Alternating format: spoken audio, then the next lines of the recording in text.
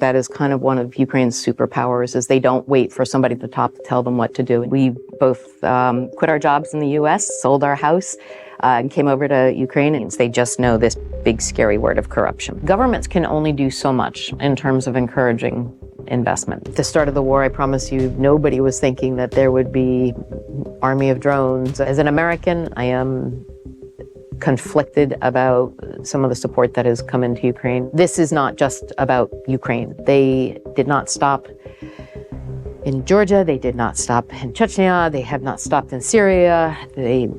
There's no reason to think that they are going to stop in Ukraine. Everybody wants to see Ukrainian startups continue to grow and to succeed in what they're doing. Ukraine is inspiring every single day. This country does not stop. I would say first and foremost, come to Ukraine.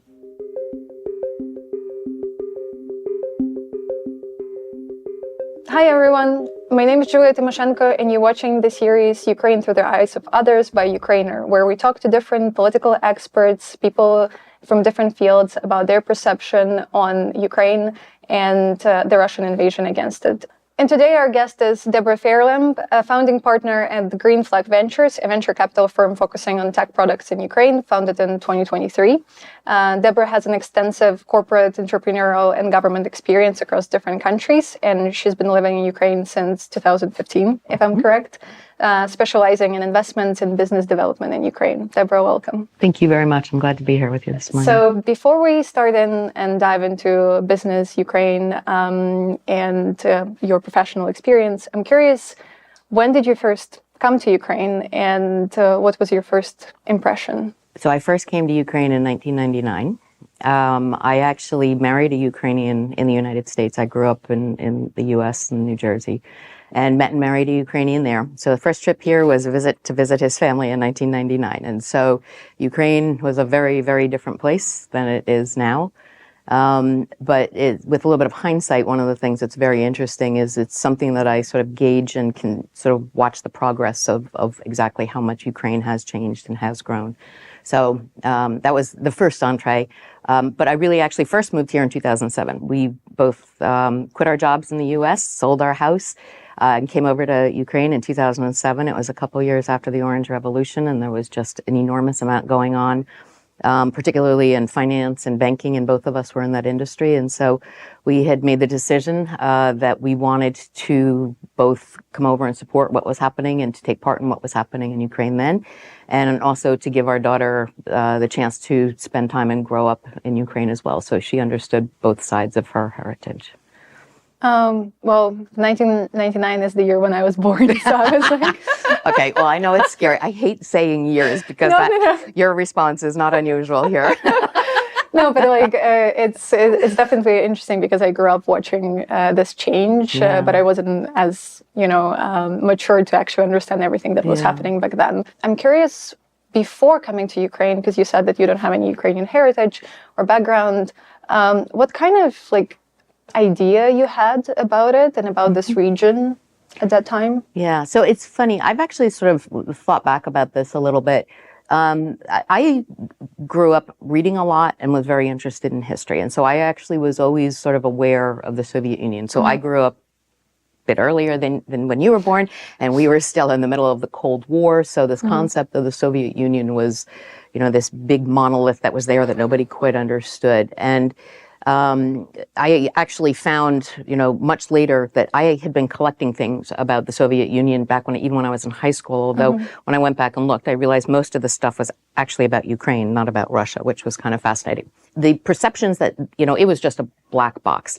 The thing that really sort of got me interested, and one of the things that kind of moved forward, was I did a business trip to Russia with the financial services company in 1994.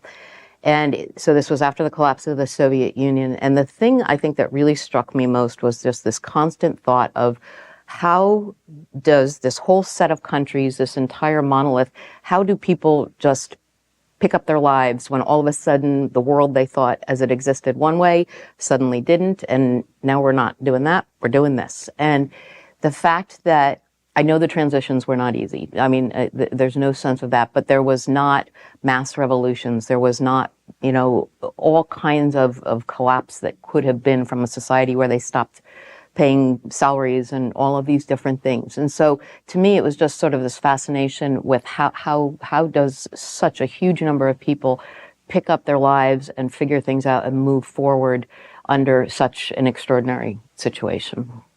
Did you know much of a difference between Ukraine and Russia back then? Because a lot of people, especially from the United States, kind of like thought that it's everything really was lumped together under this banner of Soviet Union. And so, no, there was actually not a huge differentiation at that point. When it became abundantly clear to me was actually when I met my husband, because most of his circle of friends were all Ukrainians who had immigrated to the United States. And we had some Russian friends as well, and you could start seeing differences in the behavior a little bit, and there was just sort of a much more of an understanding that there was a culture in the group of friends who were Ukrainian that just I had not been aware of. And I think so it was more a recognition of what I didn't know before then. I actually started to understand what those differences are and to see them, and then it obviously once we moved over here, it became abundantly clear in terms of some of the differences. What are some differences, if you can name an example? I think that a lot of Russia operates from a position of fear, both at the government level as well as the individual level. I do not see that in Ukraine at all. And in fact, among people, one of the things that I think that I really appreciate is people operate from a place of a desire for freedom, a respect for the people around them, and a love for the things that matter to them. And so I think that is a huge, sort of differentiating point. I could go on actually for a very long time in this vein. The one other thing that I would point out is that Russia is really a vertical society. It is extremely hierarchical, and it starts at one and everybody lines up down. Ukraine is the complete opposite. Ukraine is a horizontal society. And by that, what I mean is that there are incredibly strong, powerful networks between people, whether it's within friendship circles, family circles, business circles. And it is sort of a hidden strength because I don't think you can see it from the outside particularly, but when you're here, you become aware of it. And I really think that is kind of one of Ukraine's superpowers, is they don't wait for somebody at the top to tell them what to do. And you saw it in 2004, you saw it in 2014, you saw it, when people picked up their guns and went out when the Russians invaded Donbass in 2014. So, and then obviously again, in 2022. So there really are very fundamental differences, even though from the outside people don't particularly see them. But it's also very much what's driving this fierce Ukrainian resistance and determination to maintain sovereignty and protect what they have. You don't see Russians protecting what they have, not even from their own government.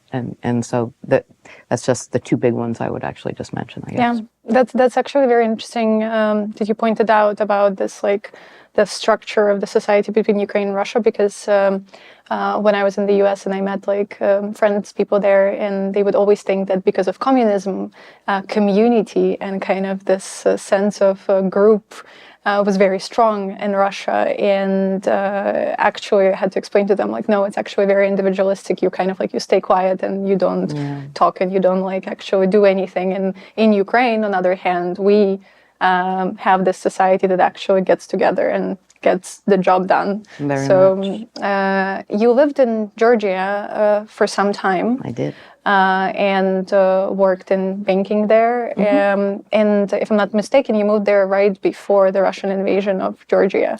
I did, although I was actually there doing business when that happened. But so, yeah. I was wondering, how did that impact your experience, and especially the whole private sector in Georgia? How it impacted me, I guess, first and foremost was I recognized that Russians are willing to invade other countries. It was very clear. It was somewhat shocking. It's almost surreal, when it happens. The Georgians knew that there was Russian troops on the border, but nobody quite thought it was going to happen. And then when it did, it was like...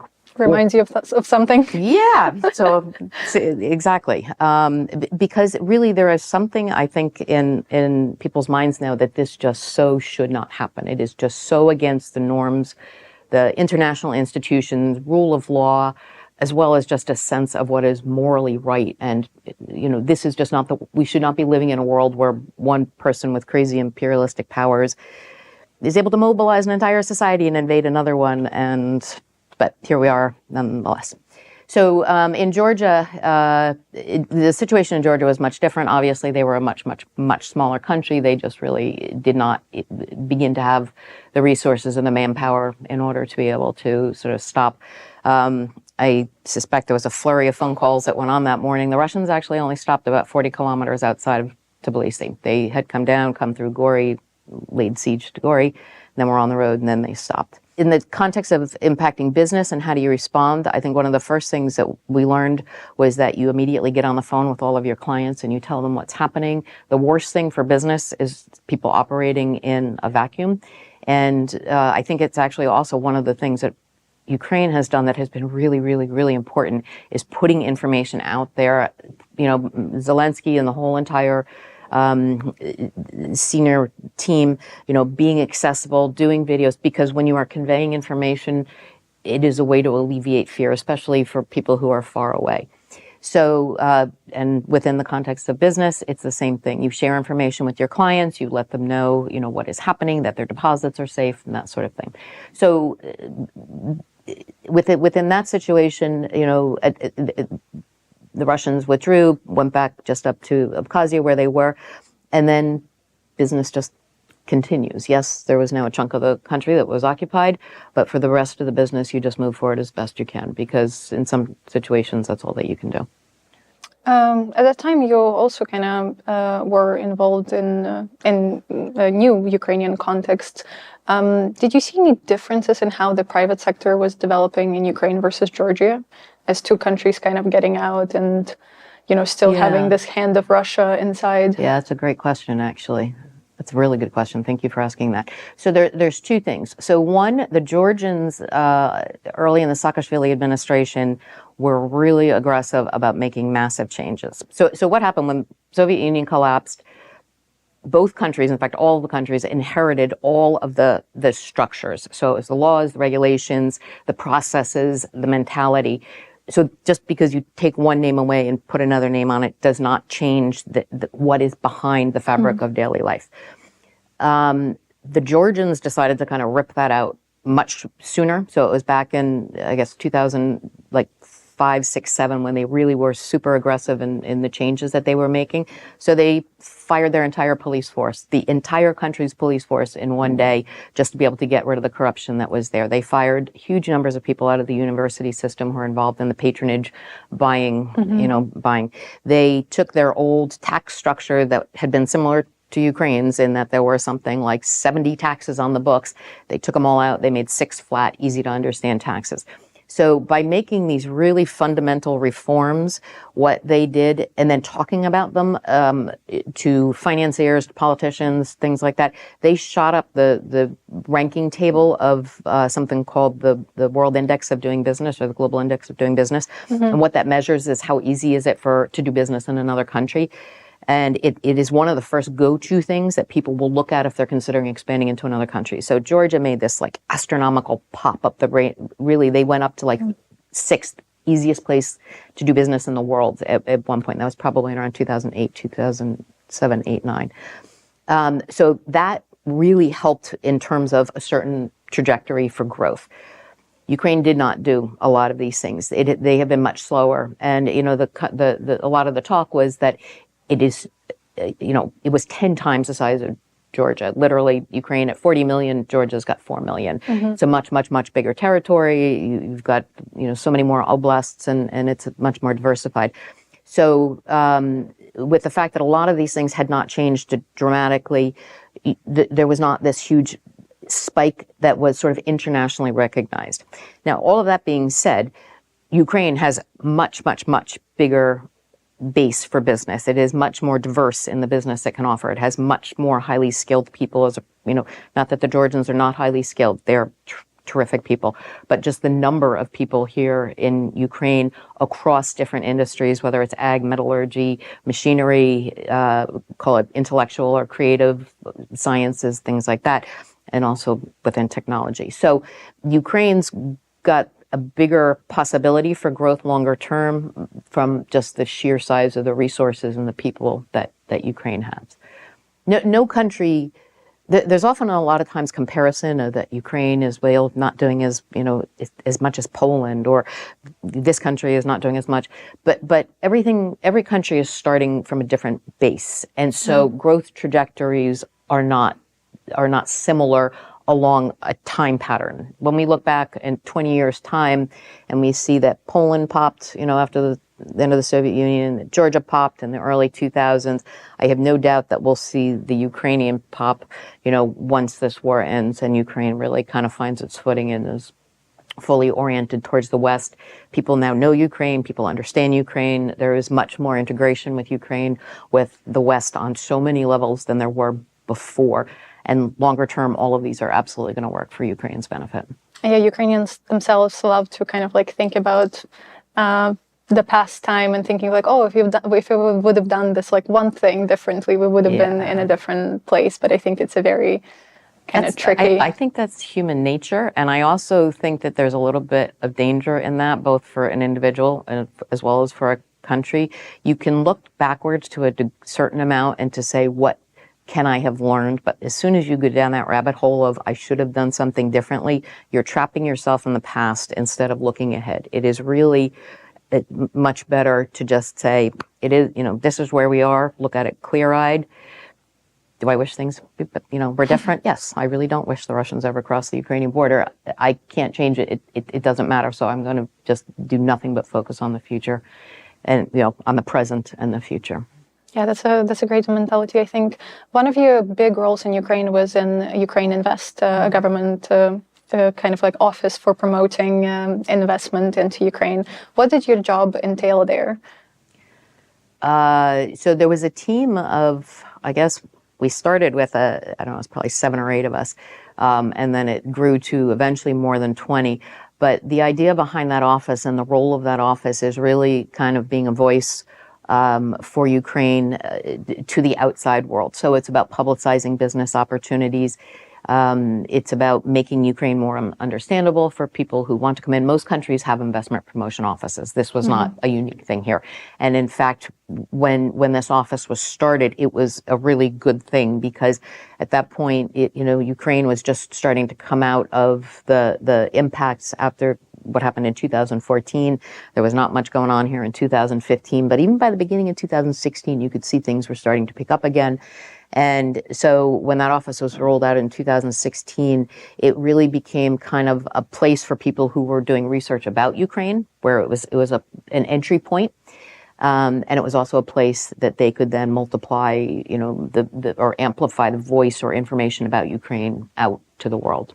Now that I think Ukraine is known around the world, and the interest into Ukraine definitely has changed for not really good reason. Obviously, we wish that it would have happened in a different way. But if before I could meet people in the United States who didn't even know what Ukraine was, or would say oh, you're from Kiev, that's Russia, and I'm like, no, that's not Russia. It's not. It's another sovereign country with its own culture and language and all of this. How did the full-scale invasion and this interest, the general public interest all over Ukraine, change interest within the investment circles and foreign investment specifically? Did it spark it, or did it obviously because of the war there could be hesitations? So can I take that back a little bit to before the full-scale invasion and talk about it a teeny bit in there, because there was actually a period of pretty good growth in this country, particularly in the tech sector, but elsewhere within the country as well, between, say, 2015 up until late 2021. There was an awful lot that happened in that time. So the tech sector was absolutely growing. I think it was growing at a compound annual growth rate of about 23% a year, which is quite high in terms of a single sector growth. Tech had grown to become almost 5%, it was 4 point something of the gross domestic product that was being put out there. Obviously, Ukraine still had tremendous opportunities in agriculture and metallurgy. There was a great cluster of like almost part of a sector out in the west of Ukraine where there were car part manufacturers that were springing up. The Germans as well as the Japanese were opening factories out there. And, so there was all of this stuff that actually was happening in Ukraine in that time frame. Another thing that happened in there that I like to mention, but I think is just really, because I think it's really important, is Ukrainians got the ability to have visa-free travel in the Schengen zone in that time frame. And again, I can say this because as an outsider, I'm as much here, I live here, I understand what's happening, but at the same time, I still have my outside glasses that I see things through sometimes. When Ukrainians got the ability to travel visa-free in Europe and beyond, it was within like a 6-month period, you could see changes. People were coming back. There was that all of a sudden a proliferation of funky new coffee shops. And then that expanded to more Ukrainian designers. And it expanded to more small businesses. And one of the things that I think is really important is that it was the first time it was easy for Ukrainians to travel and to really be able to take in some of the things, particularly in the business sphere, that were out there. And it had a tremendous impact, I think, on Ukrainians in the context that people saw what was possible. They said, hey, I can do that. And they came back here and they did it. And there is a tremendous entrepreneurial spirit in this country. And up until that point, there really had not been huge amounts of opportunity for entrepreneurism. Yes, there were the small kiosks and things like that, but it wasn't quite the same. After that point, there was just this huge takeoff of small businesses and individual entrepreneurs. And in fact, last year, I think there were some really big numbers. More than 20,000 people, had registered as new FOPs or individual entrepreneurs, because all of these people are now looking for ways to do business. So I think that was a really important turning point, not just in the growth of big, large company possibilities, but there is now this wave of small and medium businesses that are coming up in Ukraine. And you want an economy to have that. In fact, generally, it's small and medium-sized businesses that are actually the backbone of most economies. And so there is this tilt that is happening in Ukraine in the context of there's more of these coming up. Not that the big ones are going down, but it's becoming more evenly balanced. So how does that impact investors since 2022? So investors have an obligation to look for opportunities that are going to be able to generate money and to generate return. There is a really big difference between people who are supporting Ukraine through, I'll call it humanitarian aid, versus donations that people do specifically to help individual military units. I know millions and millions and millions of dollars have come into this country to support Ukraine. It's really important to differentiate that from investments, because the goal of investment is looking for long-term growth. So when you're looking for long-term growth, you want to make sure that there are some key elements in place, that there is some stability, that there is some, a recognizable path for how things are going to grow. So I think there probably has been, in fact, let me rephrase that. There has been a pullback in terms of investments coming into Ukraine. And if you sort of split that into two areas, there's two different reasons why. So one is traditionally called foreign direct investment. And that was actually when I worked in Ukraine Invest. We were trying to get people to come in and build factories and to build physical things that would then create new, products or services. Within the tech industry, it's not so much foreign direct investment. We are not asking them to build factories, things like that. Investment that comes into tech, and this is worldwide, is more in the context of venture capital, or because what you are doing is essentially an investing in people's minds, and so it's not physical structures. There is starting to be some more growth in Ukraine in terms of FDI, but it's not huge. It's hard just simply because of the physical risk right now. Some countries have started doing war risk insurance for their companies that come and that are investing in physical plants on the ground, and that's a great thing. And I give a lot of credit to those countries that are supporting that, because there are places in Ukraine where Ukraine again is a very, very big country where you can actually go and build and start planning for the future. And I also do think you're going to see more of an uptick of this even in the next coming months. People are recognizing that you just can't wait for this to be over. That really, if you want to be well positioned for when this does end, you now is actually a good time to be starting. In terms of investment into technology in Ukraine, that has also pulled back some. But from my perspective, it is missed opportunity for them because I am here. But it's also a slight misunderstanding in the context of how much Ukraine continues to operate, even when things are happening. And so we'll just take this morning. So we had an air raid this morning, and there were actually, rockets over Kiev. And you had called and asked if I wanted to postpone this, and I said no. And you said, my team is there, and I'm like, well, then I will be there. And I think one of the really important things to emphasize and to make people understand is that this country does not stop.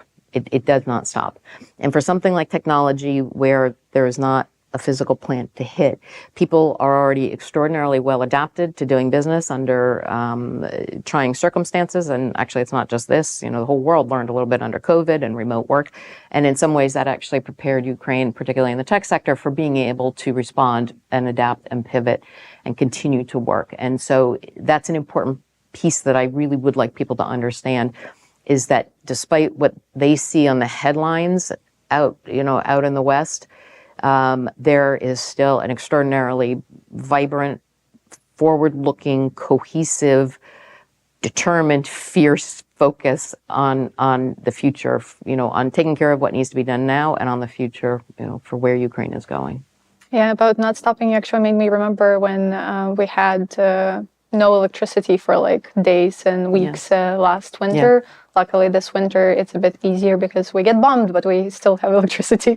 And because this is like a working space with like a lot of different small organizations and also tech companies, I remember this like basement where we're sitting right now was like full of people with their laptops because nobody had electricity at home. And there was like this huge air raid and the key was getting bombed, but everybody was on their laptop like working, and it was amazing. And I remember posting it in the line and people were like, wow, this is really, really inspiring to see that. It is. It's for me, Ukraine is inspiring every single day. And I mean it on a personal level. I mean it on a professional level.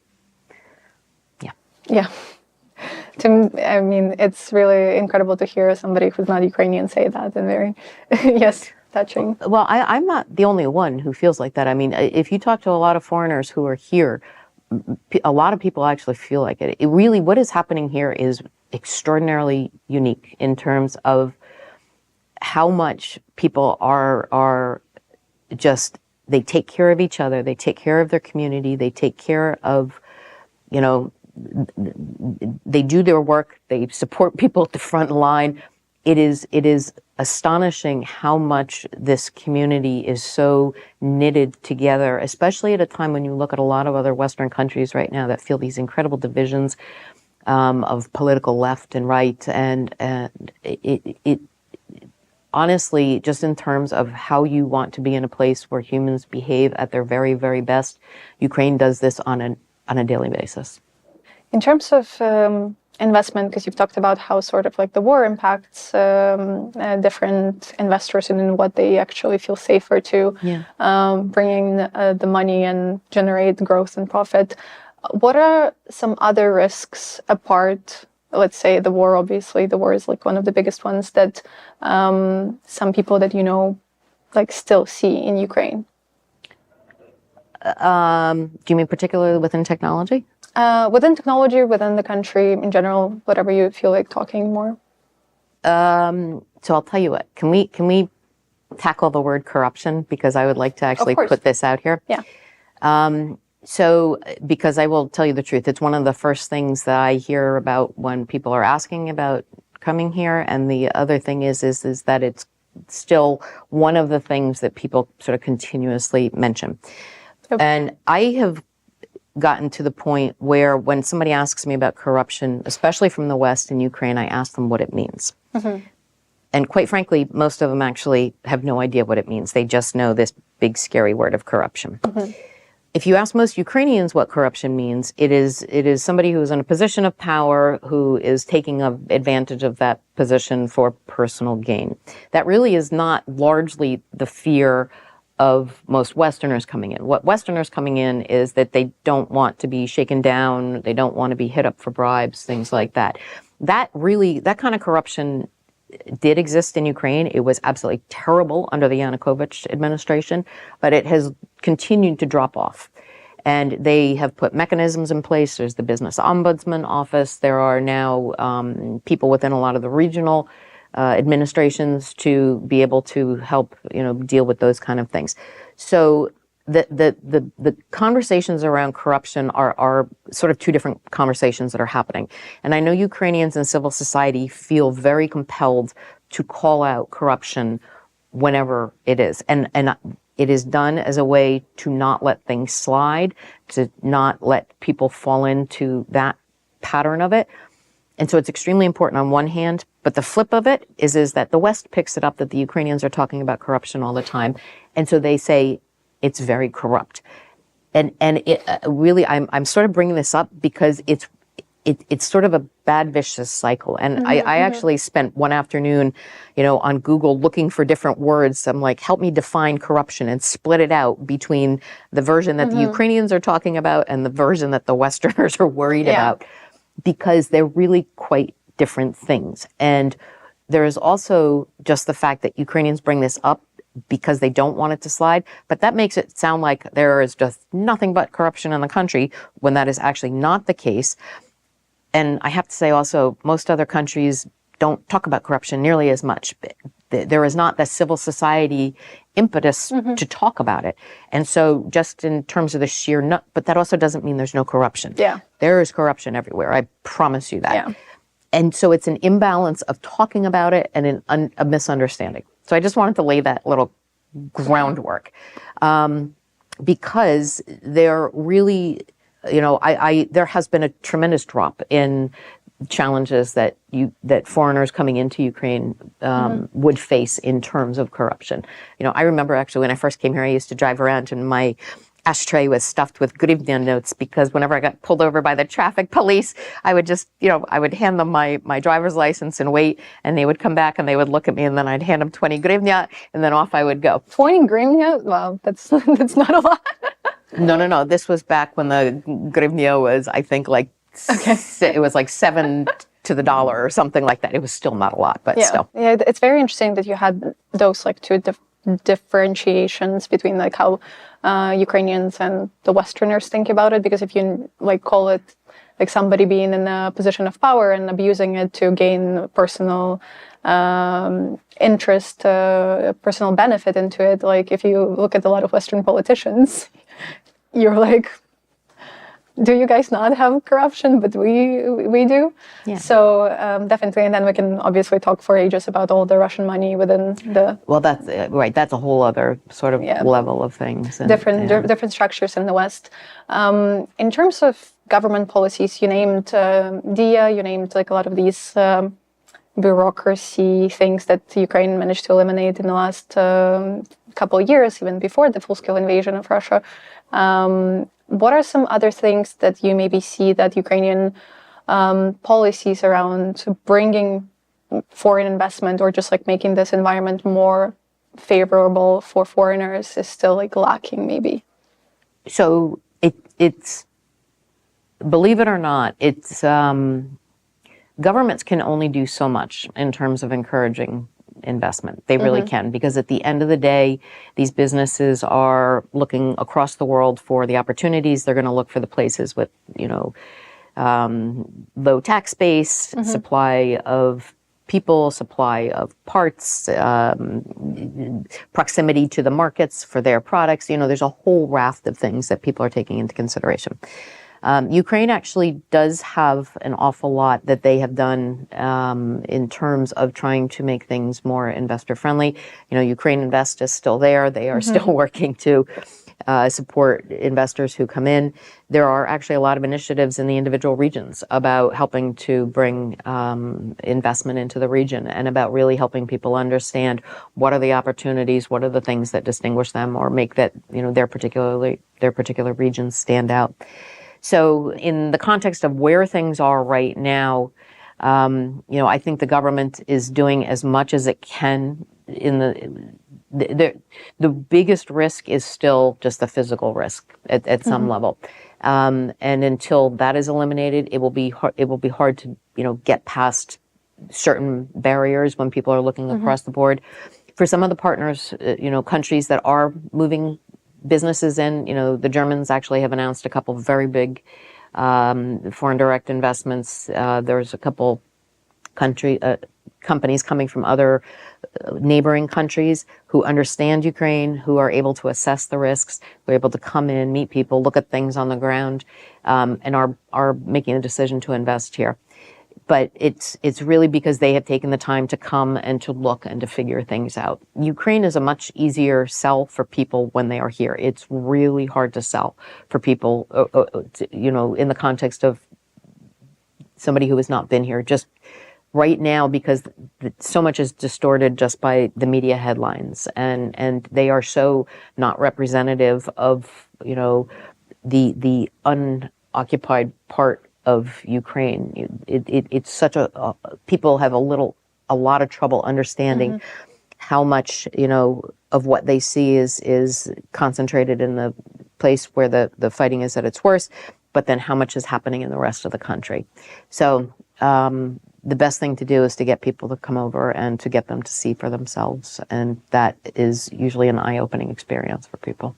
Yeah, definitely. It changes perspective, especially now. Even before, it was like a big thing. Like people were coming in and were like, wow, I didn't expect this from Ukraine. But now during the full-scale war, it's also completely different because people's, as you said, people's imagination of what it's like is very, very distorted by media.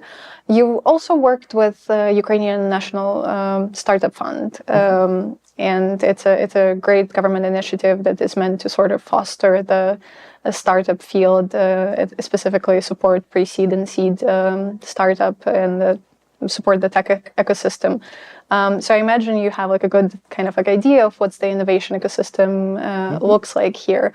What do you think are some key strengths and weaknesses of this ecosystem right now? So I actually think I am very grateful that I have had like this very privileged position of being able to watch this ecosystem grow, and it has been spectacular. So it was not just working within the government structure to help get this set up, but it was spending, just so much time out in the ecosystem, talking to startups, talking to some of the clusters and things like that. So yes, I have had a great opportunity to sort of watch this ecosystem grow. And I remember sitting at a meeting in 2017 and it was a bunch of the tech clusters, and everybody was bemoaning the fact that, Ukraine does not have a unicorn yet. And what can we do as an ecosystem to support a unicorn?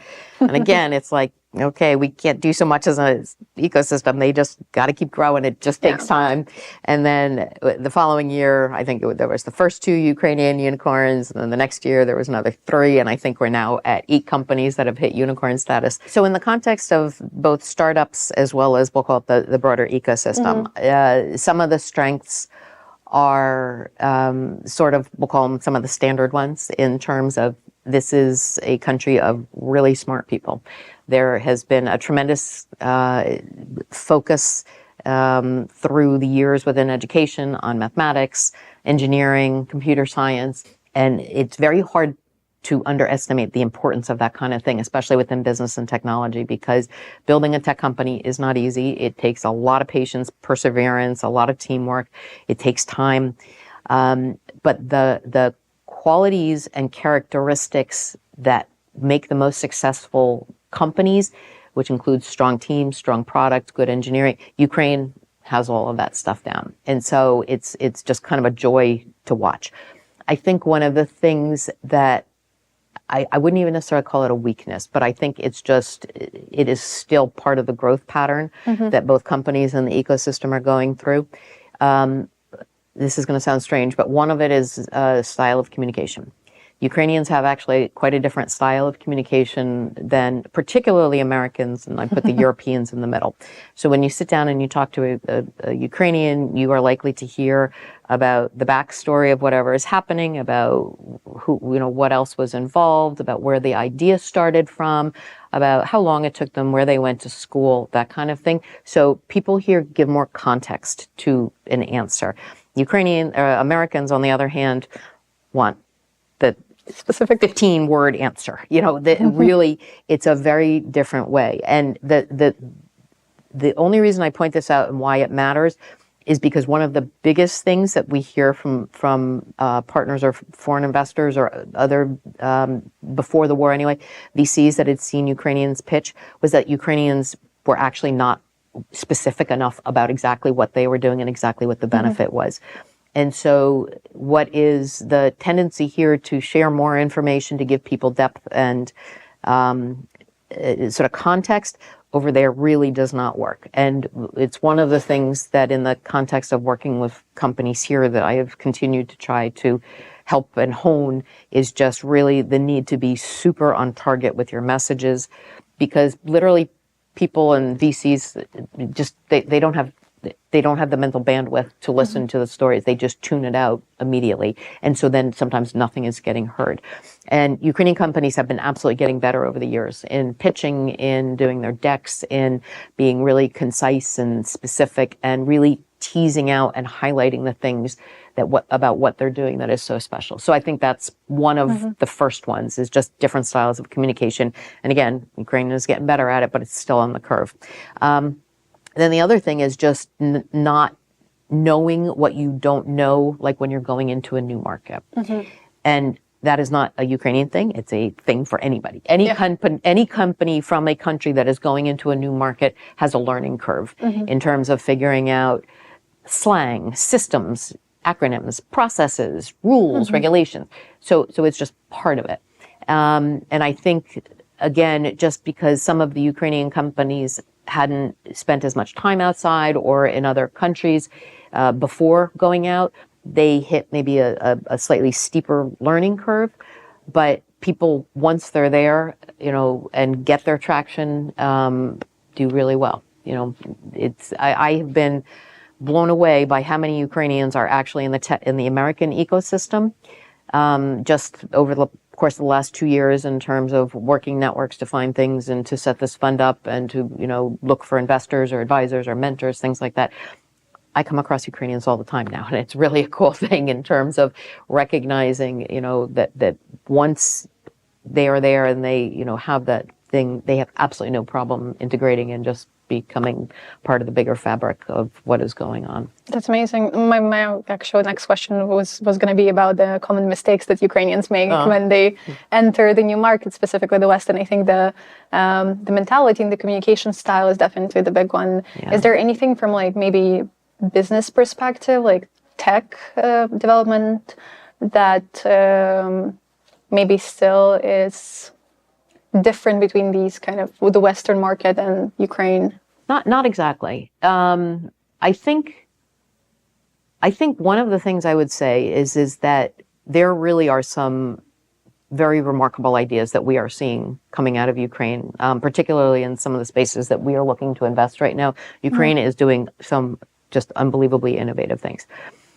I think sometimes there is a tendency, especially with some of the marketing or the SaaS or software as service companies, to just move just incrementally make something better. Take an education platform and you can just add one or two features on that makes it just this much better, where really one of the things I would love to see is people trying to make things that much better. I think if anything, in some of these areas, there might be a little bit of a holding back of just trying to get a little bit better, when in tech investing, people are looking for people who are making things that much better, the disruptors rather than the incrementally betters. So I'd say that would be just one thing, but I have to say, I don't think that that's a Ukraine specific thing. I think that is just part of, especially when you're starting a new company and doing new things, and that it's there. The other thing, I guess I would also say is Western investors really look at the team and the cohesion in the team and the ability of the team. A lot of times people get very focused on and fall in love with the product and forget that they need a company behind the product to make it actually happen and get out the door and to do all of this. Yeah. And so that's just one other thing I remind people. You have to pay as much attention to the company that you're building as to the product that you are, because otherwise it becomes imbalanced. Like a weak company cannot support, even if it's a strong product, the company will collapse under, explosive growth kind of thing. So.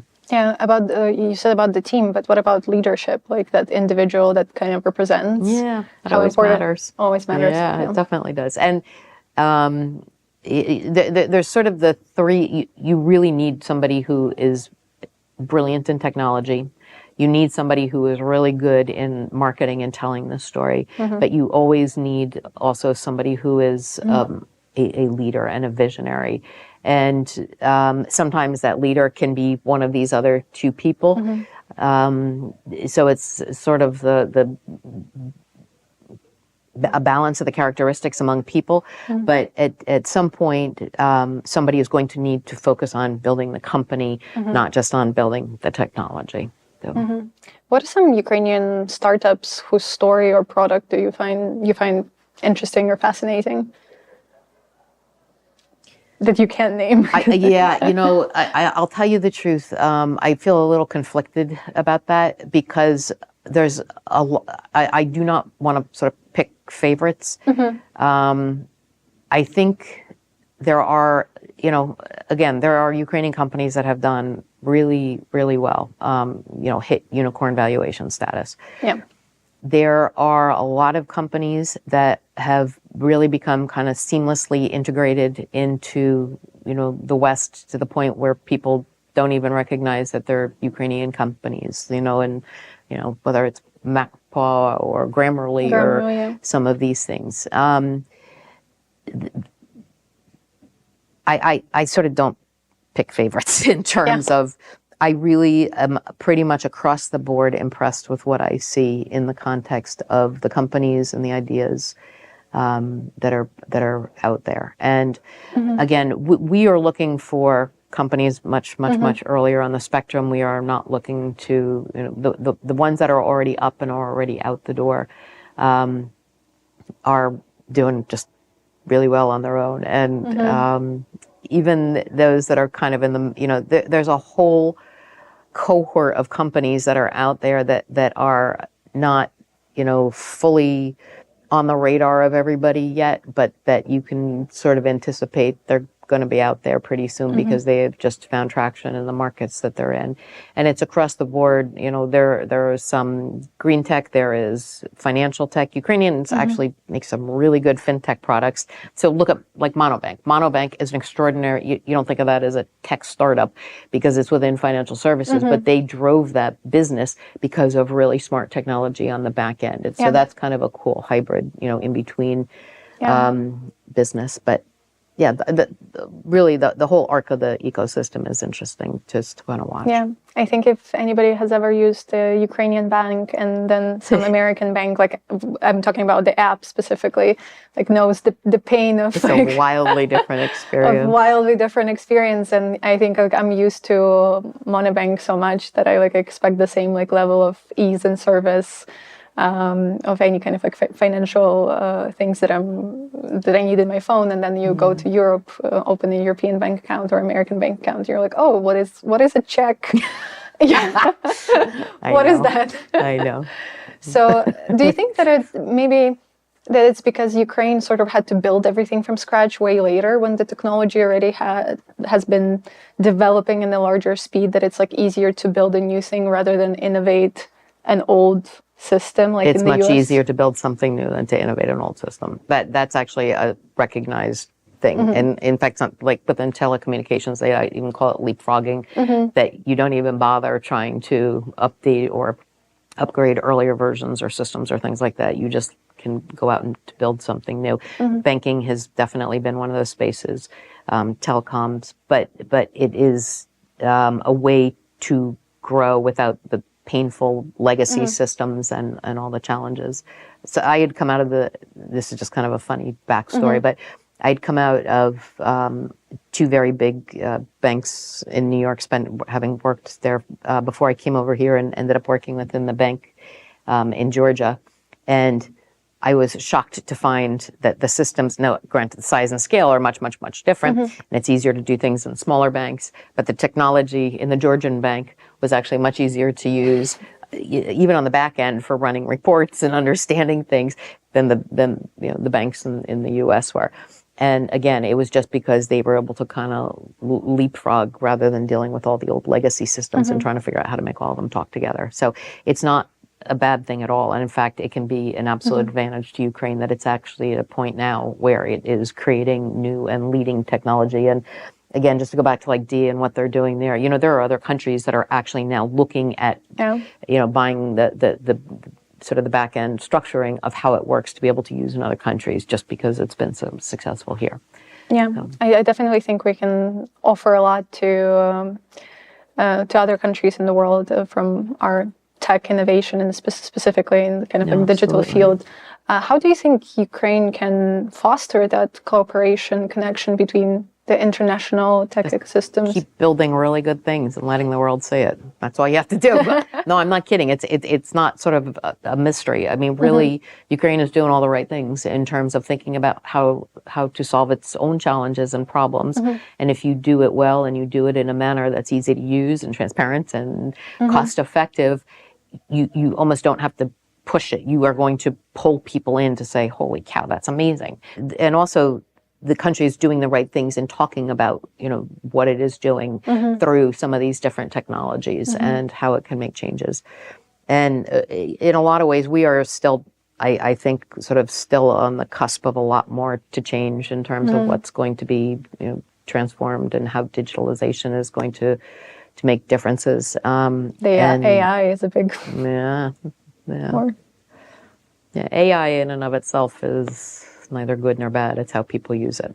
And it's that becomes a choice of literally how do you apply it in a way that benefits people rather than harms them. And so, but there's going to be a lot of discussions around that. And, definitely.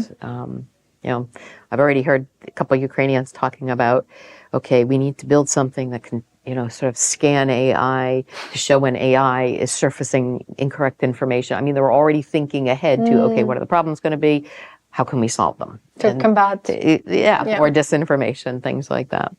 So there's... Yeah, because we're already thinking how Russia can abuse any kind of technology possible. And they've already been using that.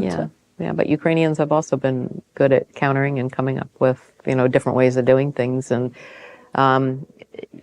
just to kind of do a segue or a transition, one of the things that, that we are really interested in is what, in terms of investing, is what Ukraine is doing in with drones and different things within the space for defense and surveillance and things like that in Ukraine. And, at the start of the war, I promise you, nobody was thinking that there would be army of drones and all of these things, but it was something that there was a gap in what Ukraine had to be able to defend itself. And it realized it had tools that people really, yes, in theory, people had thought about drones within context of war for time, but Ukraine has taken it to an entirely different level in terms of being able to use these things that are dual use. There's lots of civilian uses for drones.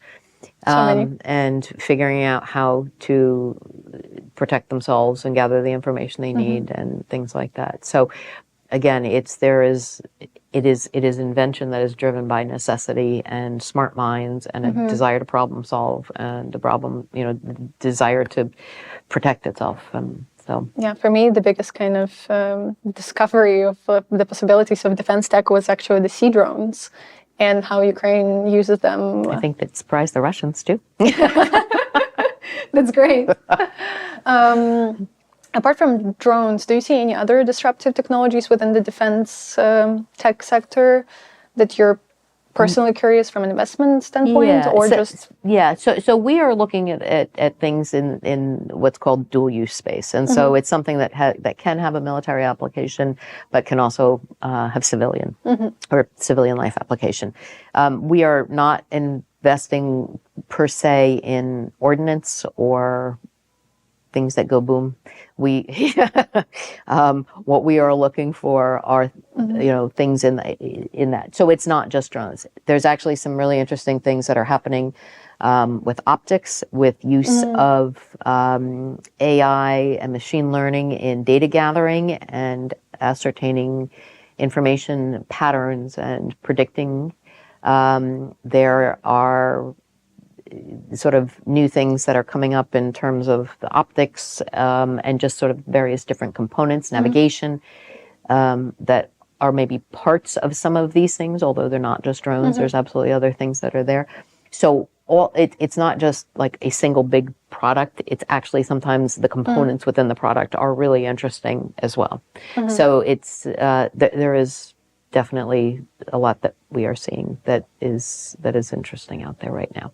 Talking about components, what do you think about all the Western components that are ending up in Russian military tech? And is there a way to combat that with and enforce the sanctions? Well, it's enforcement. I mean, it's good and it's there on paper, but until it's enforced, I don't know.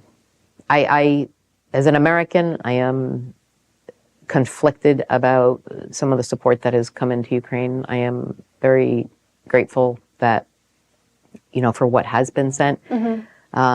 But in the context of what's happening right now and this whole debate about holding up further support, the sort of lack of enforcement of some of the sanctions, the whole debate that's going on about use of the frozen Russian assets that are out there, there's $400 billion sitting in Western banks. But people saying like, oh, what about law? The legal precedent. Exactly. I'd like to know what about the law and the legal precedent that Russians, stepped over when they crossed the Ukrainian border.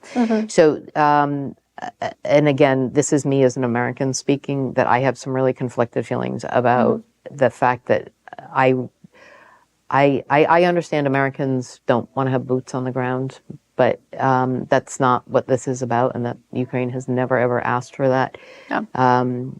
In my mind, the U.S. stood up for what was right, and they stood up to bullies, and they protected civilians and women and children. And I believe in their hearts, most Americans believe that too, but it is not being fully followed through by the government right now. And I really am sort of struggling with the disconnect between what I think most people feel is absolutely the right thing in terms of supporting Ukraine and providing more, ways for it to defend itself, versus what the political level is doing. So I'll just leave it at that.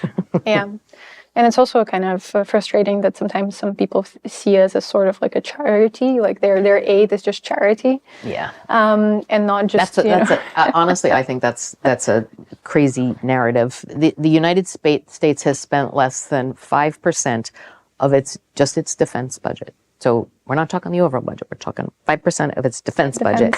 And the Ukrainians, with that support, through the weapons that account for most of that 5%. It's not 5% that they are just handing to Zelensky. That's not the way it works, even though a lot of people think it does. What it means is when the U.S. is accounting, what they're doing is they're taking old weapons that were shelved and stockpiled. They are moving them over to Ukraine. They are then actually creating new jobs and new business in the United States because they now have to replenish what they have taken and sent over here. So of that money, Ukraine has been able to take out an approximated 50% of the Russian machine weaponry army. I'm not talking humans. I'm talking the active army. So in the context of the value of what Ukraine has made and the impact that Ukraine has made on global world peace for eliminating half of the machinery and the weaponry of the Russian army by taking that out with a relatively small percentage, is just an incredible bargain for the United States. And it's, I really wish there were more discussions around the context of what the Ukrainians have done and what people understood the implications, because this is not just about Ukraine. This is truly about an authoritarian government's crazy ideas. They did not stop in Georgia. They did not stop in Chechnya. They have not stopped in Syria. There's no reason to think that they are going to stop in Ukraine. And I really wish people would understand that this is a much, much bigger thing than a disagreement about NATO or a territorial conflict.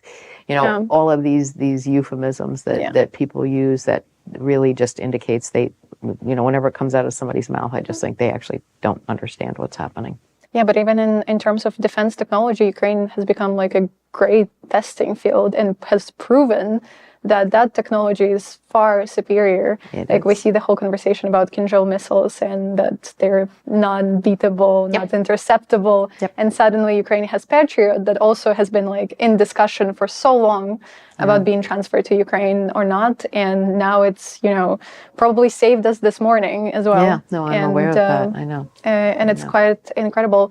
How do you see the cooperation between the Ukrainian defense tech and the Western defense tech in the future?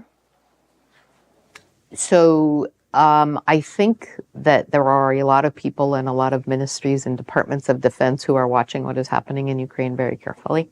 I think that most of them recognize that the game has drastically changed because Ukraine has shown that you can take a $3,000, a $10,000 off-the-shelf item, make a few configurations, and you can take out a $100,000 tank, I don't even know how much the Moskovska costs in terms of that going to the bottom of the sea by a drone. The ship. I mean, really, the way Ukrainians have changed warfare, and it is going to have a profound impact on things going forward.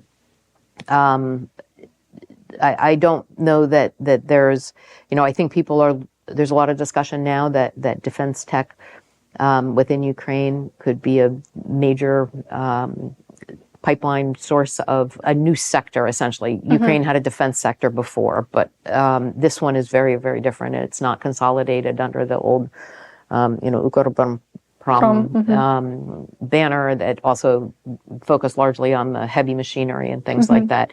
This is a new, agile, largely private sector developed, largely create it, fix it, make it new on the fly. So it's a very, very different way of creating these weapons of defense. Is that an oxymoron, a weapon of defense? Defense technology.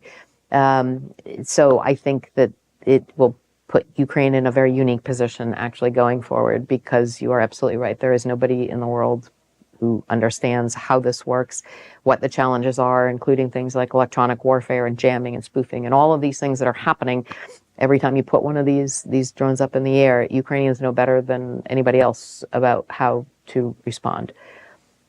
So, sadly, Ukrainians are in this position where they have to know, but Ukrainians have to know, because it's not even just here.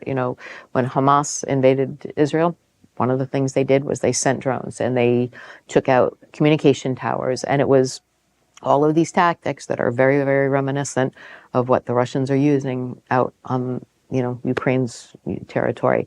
And so it's not stopped here. It doesn't end here, unfortunately. And it will probably just continue to be seen elsewhere as well.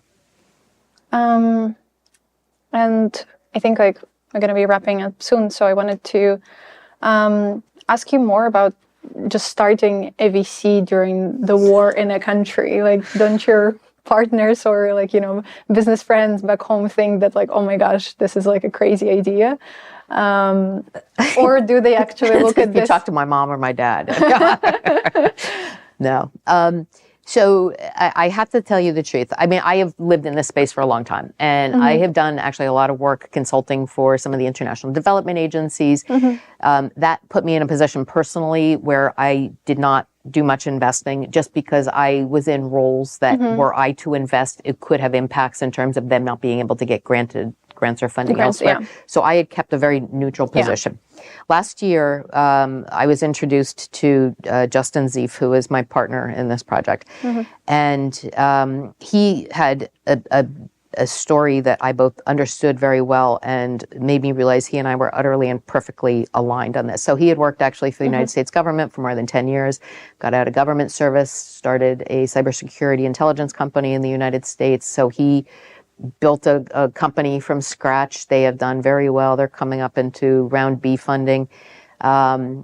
He came to Ukraine in April of 2022. So he had come over. He was asked to come as a volunteer to help drive medical supplies around the country. This is a guy who had spent time in Iraq, spent time in Afghanistan. And when he came over here, he said, I was just utterly taken aback at how different this situation was from anything that I had seen in either Iraq or Afghanistan. This is an entirely, utterly different kind of war, different kind of situation. And he said, I was so moved by what I saw over here. I knew that I wanted to do more. He said, these people, everybody was working together. There was such an incredible sense of community. Everybody cared about their future. Everybody in this country is some way, shape, or form engaged in supporting what's happening or working towards, the future. It's just, there's nobody who is sitting by the sidelines on this. So he made the decision to step away from his company. It's still running, but he stepped away from day-to-day running and decided he wanted to open a firm investing in Ukrainian tech, just because it was one of the, it was something he knew he could do. It was an area he has experience in. And so he is the brave soul even before me in terms of, getting this idea started and underway. And then when we were introduced, it was just a great fit in terms of sort of both of us being fully aligned in terms of the purpose and the passion of what we're doing, why we're doing this, that yes, we very much want to continue to support what's happening in Ukraine, but yes, we absolutely believe there are some really good companies here that can make a difference, not just now, but in the future. And it's very rare when you find things where you are so aligned in both purpose and belief in growth long term. It's just between he and his contacts in the U.S. and me and my contacts here, we are very fortunate to have a really good balance between being able to identify companies here, give them resources, not just financial. We absolutely fully believe in helping them with mentors, discuss, meet clients, toning their message for the United States audiences, whatever it is. We are not just, passive investors. We will support Ukrainian companies as much as they want support. And so it's just been a really good partnership in terms of the vision and what we see and where we believe, this is going. And what kind of startups are you looking into, apart from the ones you named already about dual use defense tech? Yeah. So dual use AI, and that's either there are some standalone AI companies, but there's things that are AI enabled. So that's definitely one of the space. We're also looking at cybersecurity, just because that is also within Justin's realm of expertise. Fintech companies and clean tech or green tech companies. And there are opportunities in all of those spaces. We are seeing a preponderance right now within the dual use space, but we are also aware that there are other really good companies that are out there and continuing to grow pretty much across the spectrum. I met last Friday with a company that's doing a really neat online platform for, and it's a marketing platform. It's not something that we will invest in. It's just outside of our sphere, but it's a great idea and it's a great company. And so there's a lot of other opportunities that are out there. If you see startups like that you're not personally interested, do you connect them with any? Absolutely. I have to tell you, the VC community here is really collaborative and shares information. And if they're exactly like that, if it's something I can't invest in, but I know, that they might, or about reaching out to other ones who invest in the same space and saying, hey, do you want to co-invest on this? Really, it is not a fiercely competitive thing here at this moment at all. It's deeply collaborative because everybody wants to see Ukrainian startups continue to grow and to succeed in what they're doing. What kind of exit strategies do investors look into when they look at the Ukrainian space? Yeah. Because it's also kind of different. It is a little different. And so within defense tech or dual use tech, well, within different sectors have generally different potential or possible exits. The two big ones, it's acquisition, just continued growth, and then the gold standard of, going public kind of thing. That takes a very long time. That's 10, 12 years, almost without exception. There are certain things that within defense, or dual use, it could probably be either under the acquisition or the growth side, because we are looking for things that have the possibility of application in civilian.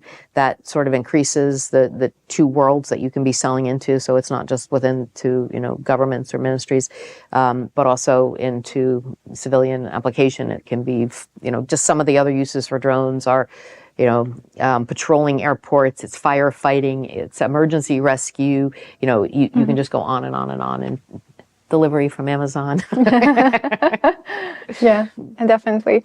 Well, and to finish off, I wanted to ask you if you would have to, I guess, pitch Ukraine to somebody who doesn't have any idea about it, but potentially it could be an investor or somebody looking into whether the tech industry or some other fields here. What would you say? I would say first and foremost, come to Ukraine, honestly and truly. It is the single best way to understand and to sort of feel this country. It's a little bit hard to explain Ukraine, because part of it, what is wonderful about it is sort of the multi-dimensional side of it in terms of, the architecture in Ukraine ranges from, pre-war back past century, crazy Soviet, some of the buildings that went up here in the 90s, to beautiful old stuff from, Habsburg Empire times. Ukraine is this great mosaic, and it is true, visually, it's true in the types of business that goes on here. It's true in the connections between humans. This is a country that in terms of the religious tolerance is remarkable between, even though it's a predominantly Christian country, there are synagogues and mosques here. The chief rabbi actually of Ukraine is a very well-known face, to speak to the world in terms of debunking some of these things. And then just the people themselves who you cannot reduce into one thing, but it is people who are open-hearted, open-minded, look towards the future, exhibit the tendencies and the behaviors that are on the best of humanity side, and that we should all strive to emulate sort of what is happening here within Ukrainian society, and how people take care of themselves, they take care of their families, and they take care of each other. It is absolutely something that you sort of have to be here to feel, but when you are here, you feel it immediately. So I would say come visit Ukraine. If you really don't want to come too far in, just go to Lviv. It's just a couple hours over. It's only an hour over the border. Yeah, that's it's a fabulous city too. But, I love Lviv, but Kyiv is still my favorite city. Well, thank you so much, Deborah. I wish you the best with everything that you're doing. I think it's an incredible field, and it's been amazing to talk to somebody in this series about this other side of supporting Ukraine and supporting its technological and business growth. So thank you so much. Not at all. Thank you. Thank you so much for watching Ukraine Through the Eyes of Others. Comment below if you found this interview interesting, and support Ukrainer media through the link in the description.